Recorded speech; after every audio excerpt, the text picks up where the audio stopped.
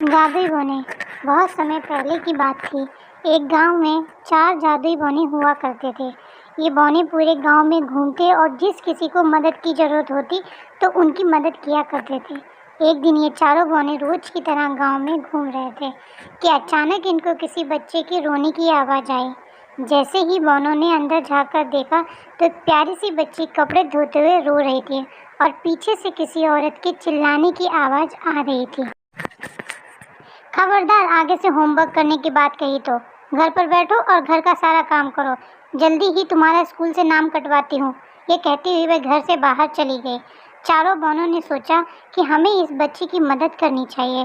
फिर क्या था, उनमें से एक बौना बिल्ली में बदल गया और रसोई में रखा दूध पीने लगा। जैसे ही लड़की ने बर्तन गिरने की आवाज़ सुनी तो वह भागकर रसोई में गई और बिल्ली को देखकर बोली, रुक जा बिल्ली, चोरी मत कर। चोरी करना गलत बात होती है। मैं तुझे अलग से दूध दे देती हूँ।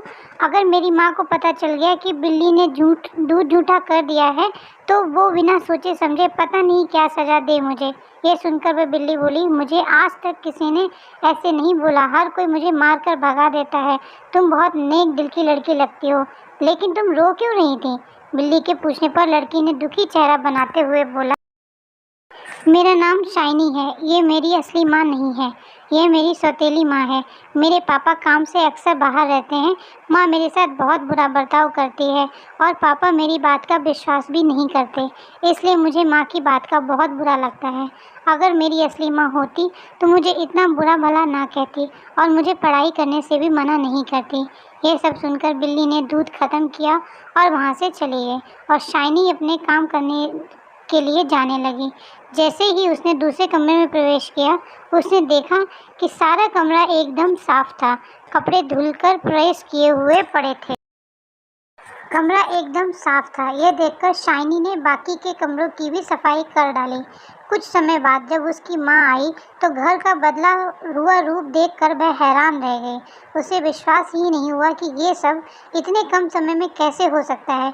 ये सब जानने के लिए अगले दिन शाइनी की माँ ने जानबूझकर पूरे घर में कचरा गिरा दिया और सारे बर्तन गंदे कर दिए और शाइनी को गुस्से में बोली, मैं एक ज़रूरी काम से बाहर जा रही हूँ। अगर ये सब काम 2 घंटे में पूरा नहीं हुआ तो आज रात को खाना नहीं मिलेगा। यह कहकर घर से चली गई। शाइनी बहुत डर गई थी और जल्दी में घर का सारा काम करने लग गई। ये सब जादुई बौने देख ही रहे थे कि उसी वक्त शाइनी के हाथ से एक कांच की कटोरी गिरकर टूट गई। यह सब देखकर शाइनी समझ गई कि आज रात उसे भूखा ही सोना पड़ेगा।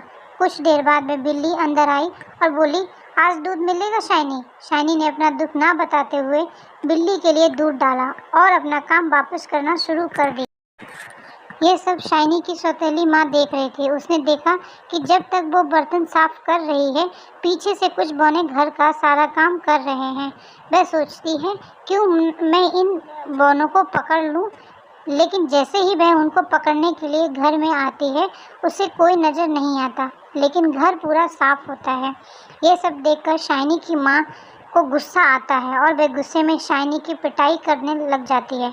माँ, बता कहाँ है बौने, बता कहाँ है वे बौने।